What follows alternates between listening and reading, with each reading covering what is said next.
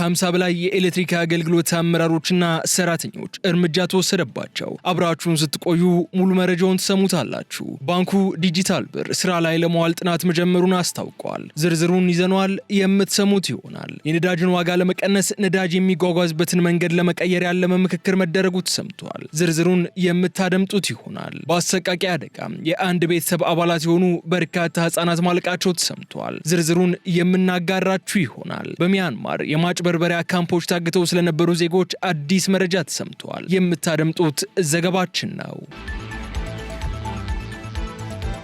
ጤና ይስጥልኝ የተወደዳችሁ ተከታታዮቻችን፣ ምጣኔ ሀብታዊ እድገት ለማህበራዊ ዋስትናችን በማለት ተግቶ ከሚሰራው ገበያ ሚዲያ የታህሳስ 7 ቀን 2018 ዓ.ም የዕለቱን የምዕራፍ 1 የዜና ዘገባችንን ይዘንላችሁ ቀርበናል። የዜና ዘገባችንን ስፖንሰር ያደረገልን አጋራችን ደግሞ የሮሃ ፎሬክስ ቢሮ ነው። በዜና ዘገባችን ላይ የሮሃ ፎሬክስ ቢሮን የዕለቱን የምንዛሬ ተመን የምናሳውቃችሁ ይሆናል። በዜናዎቻችን ላይ የተመረጡ ምጣኔ ሀብታዊ፣ ማህበራዊና ሌሎች ወቅታዊና አዳዲስ ጉዳዮችን አካተናል። እንድትከታተሉንም በድጋሚ እንጋብዛችኋለን። አሁን ወደ ዝርዝር ጉዳዮች እንለፍ።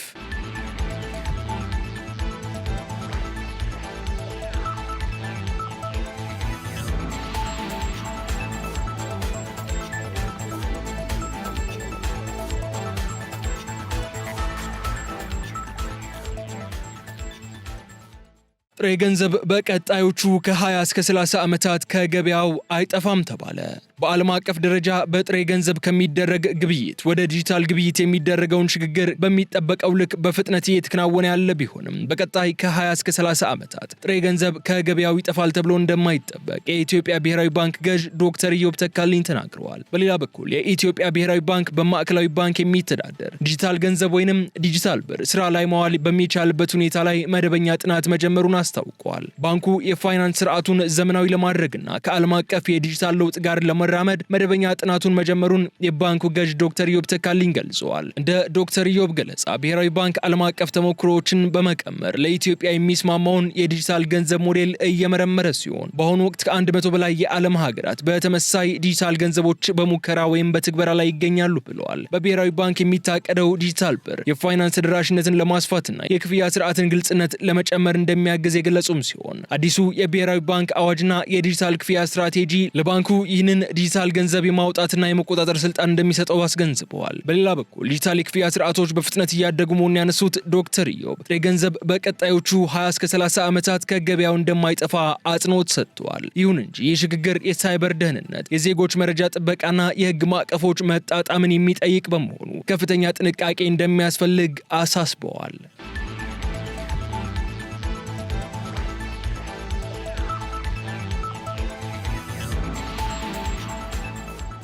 የዲጂታል ሉዓላዊነትን ለማረጋገጥና ቁልፍ መሰረተ ልማቶችን ከጥቃት ለመከላከል የሚያስችሉ ስራዎችን እየተሰሩ ነው ተባለ። የኢንፎርሜሽን መረብ ደህንነት አስተዳደር የሳይበር ጥቃቶችን ለመከላከል በተለይም ቁልፍ መሰረተ ልማት ላይ የሚከናወኑ የሳይበር ጥቃቶችን ለመከላከል የሀገሪቱ የኢንፎርሜሽን መረብ ደህንነት አስተዳደርን በማዋቀር እየሰራች መሆኗን በኢንፎርሜሽን መረብ ደህንነት አስተዳደር የሳይበር መከላከል ዳይሬክተር መሐመድ ፈረጃ ገልጸዋል። በተጨማሪም በዲጂታል 2025 ላይ የጸደቀው ስትራቴጂ የሳይበር ደህንነትን እንደ አንድ ምሰሶ ወስዶ በከፍተኛ ሁኔታ እንዲሰራበትና ተቋማት የራሳቸውን ተነሳሽነት ወስደው እንዲከላከሉ ጭምር ማስቻሉን አመላክተዋል። በ2024 የጸደቀው የግል መረጃዎች ጥበቃ አዋጅ የቁልፍ መሰረተ ልማቶች ባለቤቶች ለሳይበር ጥቃት እንዳይጋለጡ በመጠበቅ ከፍተኛ እገዛ እያበረከተ ነው የተባለ ሲሆን በኢንፎርሜሽን መረብ ደህንነት አስተዳደር የተዘጋጀ የቁልፍ መሰረተ ልማቶች ጥበቃ ረቂቅ አዋጅ መኖሩንም ጠቁመው ለሕዝብ ተወካዮች ምክር ቤት ቀርቦ በዚህ ዓመት እንደሚጸድቅ ይጠበቃልን ብለዋል። በተጨማሪም በሴክተሮች ላይ ምን አይነት አዳዲስ ስጋት አለ የሚለውን በመከታተል የሚያጋጥመውን ስጋት ከሴክተሩ ባለቤት ጋር በመሆን የመቀነስ ስራ እንደሚከናወን ጠቁመዋል። በዘርፉ ያለውን የክህሎት ክፍተት ለመሙላት ተቋሙ ከአንጋፋ ዩኒቨርሲቲዎች ጋር ጥምረት በመፍጠር በሁለተኛና ሶስተኛ ዲግሪ ደረጃ የሳይበር ደህንነት ትምህርትን እየሰጠ እንደሚገኝ አንስተዋል።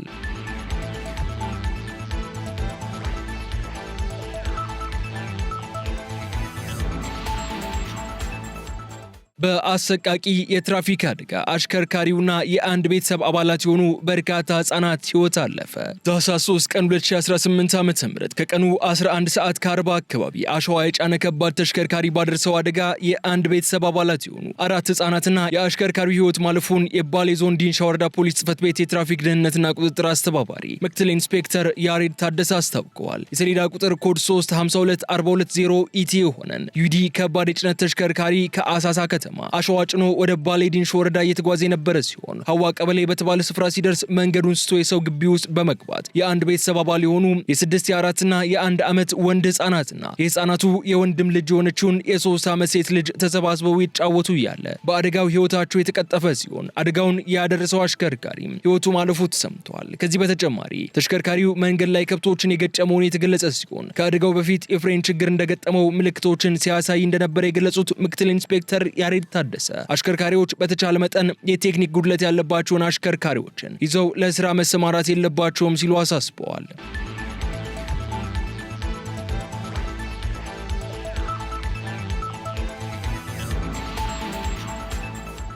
የነዳጅ ዋጋ የሚቀንሰውን የባቡር ትራንስፖርት ለማስጀመር የፋይናንስና ወጪ አወቃቀር ድርድር መካሄዱ ተሰማ።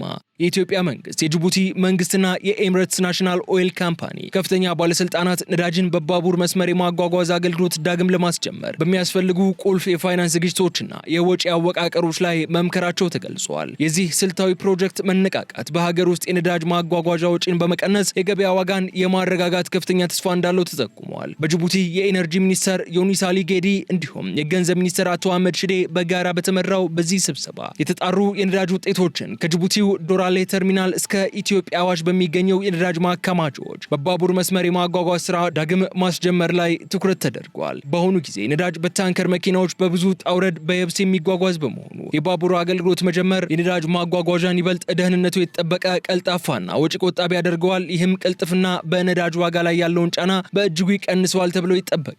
ስምምነቶችን ዳግም ማስጀመርን በሚመለከት ሰፊ ውይይት የተደረገ ሲሆን የውይይቱ ዋና አጀንዳዎች ደግሞ የፋይናንስ ዝግጅቶች፣ የወጪ አወቃቀሮችና የዋጋ አወሳሰን ጉዳዮች እንደነበሩ ተገልጿል። የኢትዮጵያ የገንዘብ ሚኒስትር አቶ አህመድ ሽዴ የነዳጅ ትራንስፖርትን ማረጋገጥና አቅሙን ማስፋት የኢትዮጵያን የገበያ ፍላጎት ለማሟላት መሰረታዊ መሆኑን ገልጸዋል። በተመሳይ የጅቡቲ ኢነርጂ ሚኒስትር ዩኑስ አሊ ጉኤዴ ፕሮጀክቱ የሁለቱን ሀገሮች ኢኮኖሚ በይበልጥ የሚያዋህድ በመሆኑ ያለመዘግየት እንዲተገበር አሳስበዋል። አክለውም እያንዳንዱ መዘግየት የፕሮጀክቱን ወጪ ይጨምራል ያሉ ሲሆን ለሁለቱ ሀገሮች ጥቅም ሲባልም በፍጥነት እርምጃ መውሰድ አለብን በማለት የመፍትሄ ፍጥነት ወሳኝ መሆኑን አስገንዝበዋል። ይህ ፕሮጀክት ከ90 በመቶ በላይ የሚሆነውን የኢትዮጵያ ምርት ወደ ውጭ የሚላከውና ወደ ሀገር ውስጥ የሚገባው በጅቡቲ ወደቦች በኩል በሚያልፈው በአዲስ አበባ ጅቡቲ የባቡር መስመር በኩል ስለሆነ የክልላዊ ንግድንና የኃይል ትስስርን ለማጠናከር ወሳኝ ሚና እንደሚጫወት የዳውን አፍሪካ ዘገባ ያሳያል። የባቡር መስመሩ አገልግሎት መስጠት ሲጀምር በአቅርቦት ሰንሰለቱ ላይ ያለውን ፈተና በመቅረፍ ለሁለቱ ሀገሮች የጋራ ጥቅም ያረጋግጣል ተብሎ ይጠበቃል።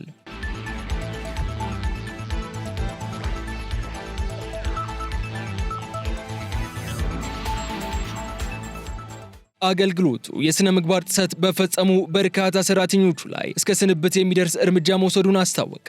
የኢትዮጵያ ኤሌክትሪክ አገልግሎት በ2018 በጀት ዓመት ያለፉት 5 ወራት በአገልግሎቱ ዲጂታል የሙስና መረጃ ወይንም ጥቆማ መቀበያ ስርዓትና በሌሎች አማራጮች ከቀረቡ ጥቆሞች ውስጥ 54 አመራርና ሰራተኞች ጥፋተኛ መሆናቸውን በማረጋገጥ እርምጃ መውሰዱን አስታውቀዋል። በዚህም መሰረት 10 የጽሁፍ፣ 37 የደሞዝ፣ 2 ከቦታ የማንሳት፣ 5 ከስራ የማሰናበት እርምጃዎች መወሰዳቸው የገለጹት የኢትዮጵያ ኤሌክትሪክ አገልግሎት የኮሙኒኬሽን ስራ አስፈጻሚ አንዋር አብራር ከስራ እንዲሰናበቱ የተደረጉት ሰራተኞች በስነ ምግባር ጥሰት ምክንያት መሆኑንም ተናግረዋል። ስራ አስፈጻሚው አክሎም ይህንን የጥቆማ መቀበያ ስርዓቱ የፈጠረው ምቹ ሁኔታ ደንበኞች የሚሰጡት ጥቆማ ዋጋ ያለው መሆኑንና የሚታዩ ብልሹ አሰራሮችን ለመታገል ተቋሙ እያደረገ ያለውን ቁርጠኝነት ያሳያል ብለዋል። ተቋሙ በአገልግሎት አሰጣጥ ላይ የሚታዩ የመልካም አስተዳደር ችግሮችና ብልሹ አሰራሮችን ለመታገልና እርምጃ ለመውሰድ ቁርጠኛ መሆኑን አረጋግጠዋል። ተገልጋዮች እንዲሁም ሌሎች ባለድርሻ አካላት መሰል ችግሮችን ሲመለከቱ በተዘረጋው ዘመናዊ የሞባይል መተግበሪያ ወይም በተቋሙ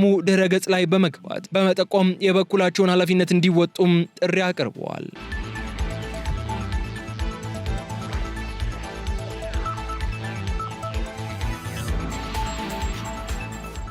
የእቴጌ ጥሩ ወርቅ የወርቅ ጸጉር ማስያዣ ወደ ኢትዮጵያ ሊመለስ መሆኑ ተሰማ። እንደ አውሮፓውያን አቆጣጠር በ1868 የእንግሊዝ ጦር ወደ መቅደላ ባደረገው ጉዞ ወቅት ከኢትዮጵያ የተወሰደው የ19ኛው ክፍለ ዘመን የወርቅ ጸጉር ማስያዣ ከአንድ የጣሊያን ድርጅት ጋር በተደረገ ድርድር ወደ ኢትዮጵያ ሊመለስ መሆኑ ተሰምቷል። ከንጉሠ ነገሥት ቴዎድሮስ ዳግማዊ ባለቤት እቴጌ ጥሩ ወርቅ ውቤ ንብረቶች መካከል አንዱ ነው የተባለው ይሄው የወርቅ ጸጉር ማስያዣ ከንጉሱ ህልፈት በኋላ በእንግሊዝ ኃይሎች ከተዘረፉ በሺዎች የሚቆጠሩ የንጉሠ ነገሥቱ ዕቃዎች መካከል አንዱ ነው ተብሏል። ቅርሱ ወደ ኢትዮጵያ የሚመለሰው አርኢቲ በተባለ በልዑል ኤርሚያስ ሳህለሥላሴ ኃይለ ሥላሴ በተቋቋመ ድርጅት ሲሆን ድርጅቱ የኢትዮጵያ ህዝቦች ባህላዊ፣ ትምህርታዊና ኢኮኖሚያዊ ደህንነት ለመጠበቅና ለማስተዋወቅ ያለመ ነው። የወርቅ የጸጉር ማስያዣው እንደ አውሮፓውያን አቆጣጠር በ1868 በእንግሊዝ ወታደሮች ከተያዙ በሺዎች ከሚቆጠሩ ቅርሶች አንዱ ሲሆን በሮም ከቤርቶላሚ ፋይን አርት ጋር በተደረገው ድርድር የተገኘ ነው። ድርድሩን የመሩት የኢትዮጵያ ዘውድ ምክር ቤት ፕሬዝዳንት ልዑል ኤርሚያስ ሳህለሥላሴ ከአርቲኢ የቦርድ አባል ኒኮላስ ሜሎሊ ጋር በቅርበት በመተባበር ሲሆን በለጋሾች ድጋፍ ድርጅቱ በዚህ ዓመት መጀመሪያ ላይ የተገኘውን ጋሻዎችና ሌሎች ባህላዊ ሀብቶች መልሶ ማግኘት እንችሏል። የወርቅ የጸጉር ማስያዣ ወደ ትውልድ ሀገሩ ለመመለስ መስራት ስንጀምር ከተባበርን ምን ልናከናውን እንደምንችል ያሳያል ያሉት ልዑል ኤርሚያስ ሳህለሥላሴ በእምነትና በጋራ መከባበር ላይ በተመሰረተ ትብብር ጉልህ የሆኑ የኢትዮጵያ ባህላዊ ሀብቶችን ማስመለስ እንችላለንም ብለዋል። የእቴጌ ጥሩ ወርቅ የጸጉር ማስያዣ ወይንም ፒን በቬልቬት በሳጥን ውስጥ ተጠብቆ የቆየ ሲሆን ይህ ቅርስ የ19ኛው ክፍለ ዘመን የኢትዮጵያውያን የተራቀቀ የእጅ ጥበብ ሥራ ብርቅዬ ምሳሌ መሆኑም ተገልጿል።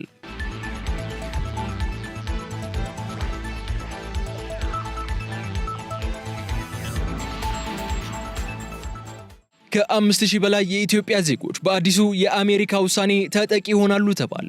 አሜሪካ ሰሞኑን ለኢትዮጵያውያን ዜጎች ሰጥ የነበረውን ጊዜያዊ የሕግ ከለላ በማቋረጥ በ60 ቀናት ውስጥ ሀገሪቱን ለቀው እንዲወጡ ማሳወቀዋን ተከትሎ 5001 የሕግ ከለላ ተሰጥቷቸው የነበሩ ኢትዮጵያውያንና አመልክተው በመጠባበቅ ላይ የነበሩ ተጨማሪ 263 የሚሆኑ ዜጎች ላይ ችግር እንደሚፈጥር ተገልጸዋል። አሜሪካ በፈረንጆቹ ታኅሳስ 12 ቀን 2022 በኢትዮጵያ የነበረውን ግጭት ተከትሎ ለኢትዮጵያ ዜጎች ጊዜያዊ የሕግ ከለላ መስጠት የጀመረች ሲሆን ይህ ከለላ ሚያዝያ 2024 ዳግም ተራዝሞ እንደነበር ይታወሳል። ነገር ግን አሁን ላይ ይህ ከለላ የተነሳ ሲሆን አሜሪካ ውሳኔው ከመተላለፉ በፊት ከሚመለከታቸው የራሷ የመንግስት ተቋማት ጋር ንግግር በማድረግ የኢትዮጵያ አሁናዊ ሁኔታ ማለትም በኢትዮጵያ ውስጥ እየተካሄደ ያለ ግጭት ስለመኖሩ፣ ይህ ግጭት በመኖሩ ግለሰቦች ቢመለሱ የሚያጋጥማቸው የደህንነት ስጋት ስለመኖሩ፣ የኢትዮጵያ ዜጎች ወደ ሀገራቸው እንዳይመለሱ የሚያደርግ ከአቅም በላይ የሆነና ጊዜያዊ ችግር ስለመኖሩ፣ የኢትዮጵያ ዜጎች በጊዜያዊነት በአሜሪካ ቢቆዩ የአሜሪካን ብሔራዊ ጥቅም ስለሚጻረሩ የሚሉትን ጉዳዮችን በመገምገም በኢትዮጵያ ያለው ሁኔታ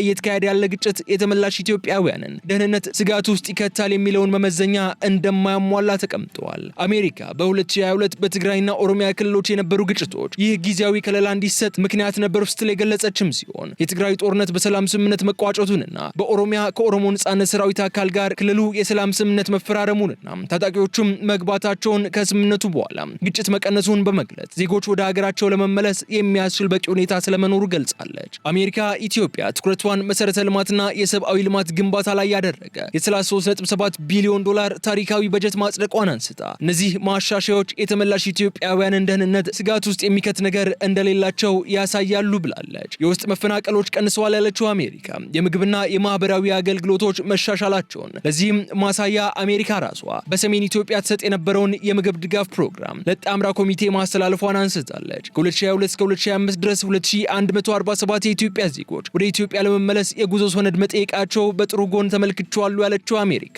በ2024 የኢትዮጵያ ዜጎች ከፍተኛ የሆነ ከቪዛ ጊዜ በላይ የመቆየት ምጣኔ ነበራቸው ብላለች። በዚህም በቢ1 እና ቢ2 ቪዛ የ8.27 በመቶ ከቪዛ ጊዜ በላይ የመቆየት ከአማካዩ በ250 በመቶ የሚበልጥ ሲሆን ለኤፍኤም እና ጄ ቪዛ አይነቶች ደግሞ የ13.95 በመቶ የመቆየት ምጣኔ ይህም ከአማካዩ በ330 በመቶ እንደሚበልጥና የብሔራዊ ደህንነት ጉዳይ እንደሆነባትም ጨምራ ገልጻለች።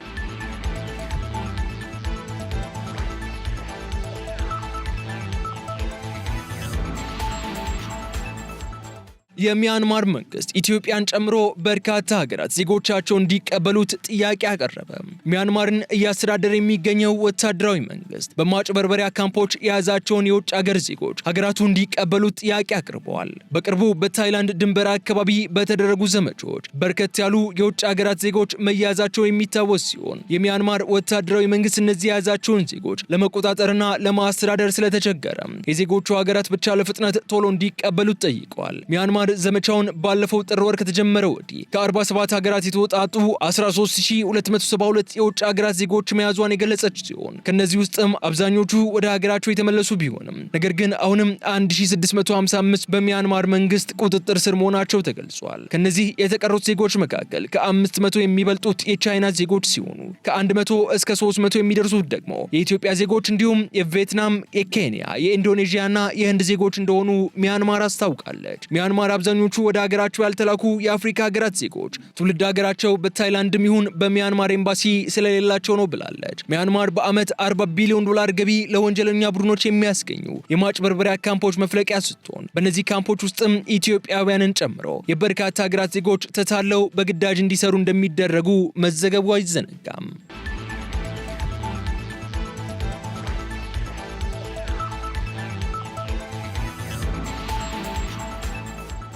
የተወደዳችሁ ተከታታዮቻችን የዕለቱን የምዕራፍ 1 የዜና ዘገባችንን የተከታተላችሁትን ይመስላል። አሁን ደግሞ የሮሃ ፎሬክስ ቢሮን የዕለቱን የምንዛሬ ተመናሳውቃችኋለን። አብራችሁን ሁኑ። በዛሬው ዕለት ሮሃ የፎሬክስ ቢሮ አንዱን የአሜሪካ ዶላር በ175 ብር ከ44 ሳንቲም በመግዛት 178 ብር ከ94 ሳንቲም ሽጧል። አንዱን የታላቋን ብሪታንያ ፓውንድ ስተርሊንግ 224 ብር ከ08 ሳንቲም ተገዝቶ 228 ብር ከ56 ሳንቲም ተሽጧል። አንዱን ዩሮ 198 ብር 11 ሳንቲም ተገዝቶ 202 ብር ከ07 ሳንቲም ተሽጧል። አንዱን የስዊስ ፍራንክ 210 ብር ከ03 ሳንቲም ተገዝቶ 214 ብር ከ23 ሳንቲም ተሽጧል። አንዱን የአረብ ኤምሬትስ ድርሃም 46 ብር ከ01 ሳንቲም ተገዝቶ 46 ብር ከ93 ሳንቲም ተሽጧል። አንዱን የሳውዲ አረቢያ ሪያል 45 ብር ከ77 ሳንቲም ተገዝቶ 46 ብር ከ68 ሳንቲም ሲሸጥ አንዱን የቻይና ዩዋን ደግሞ 23 ብር ከ39 ሳንቲም ተገዝቶ 23 ብር ከ85 ሳንቲም መሸጡን ሮሃ የፎሬክስ ቢሮ ይፋ ያደረገውን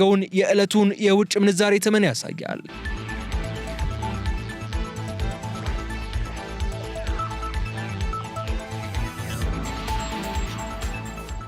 የተከበራችሁ የገበያ ሚዲያ ተከታታዮቻችን ለታህሳስ 7 ቀን ምዕራፍ 1 የተዘጋጁ የዜና ዘገባዎቻችን እነዚህ የተከታተላችኋቸውን ይመስሉ ነበር። በቀጣይ በሌሎች ጉዳዮች መልሰን እስክንገናኝ ድረስ የዩቲዩብ ገጻችንን ላይክ፣ ሼር፣ ሰብስክራይብ ማድረጋችሁ እንዳትዘነጉ እያልን እዚህ ጋር እንሰናበታለን። ሰላም።